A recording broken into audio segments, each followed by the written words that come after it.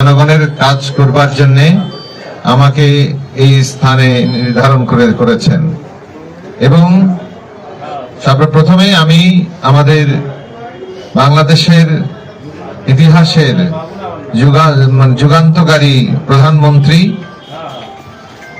জনাব তারেক রহমানের প্রতি কৃতজ্ঞতা এবং শ্রদ্ধা জ্ঞাপন করছি যে তিনি আস্থা রেখে আমাকে এই আসনে মনোনীত করেছেন জনগণের কাজ করবার জন্য।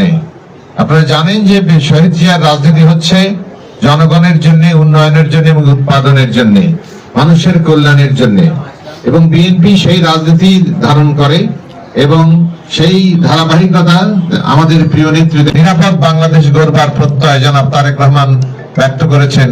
তার সেই আকাঙ্ক্ষা পূরণের জন্য আমরা সবাই তার সৈনিক হিসেবে, তার কর্মী হিসেবে আমরা কাজ করব। আসলে আমি আমার সমস্ত জীবন দিয়ে, আমার 40 বছরের জীবনে আমি মানুষের সেবার মধ্যে আছি এবং সেবার মধ্যে ছিলাম।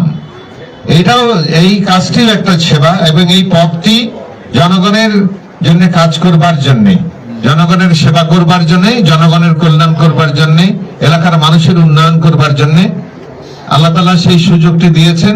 সেই সুযোগটি যাতে সঠিকভাবে আমি সততা, নিষ্ঠা, আন্তরিকতা, বিশ্বস্ততার সাথে জনাব তারেক রহমান যে দায়িত্ব দিয়েছেন সেটি যেন পালন করতে পারি, সেজন্য আপনাদের সবার সহযোগিতা চাই। গাইবান্ধার সকল স্তরের মানুষের সহযোগিতা চাই।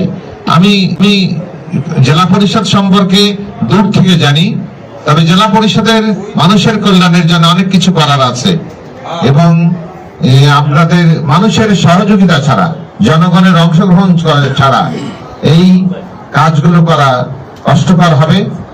অনেক সময় জনগণের সহযোগিতা ছাড়া জেলা পরিষদ অনেক কাজ করতে পারেনি, আমি এরকম শুনেছি। তবে গাইবান্ধার সকল, শুধু গাইবান্ধা শহর নয়, গাইবান্ধার সমস্ত জনগণের আমি সহযোগিতা কামনা করি, যাতে করে আমরা মানুষের কল্যাণের জন্য জেলা পরিষদ তার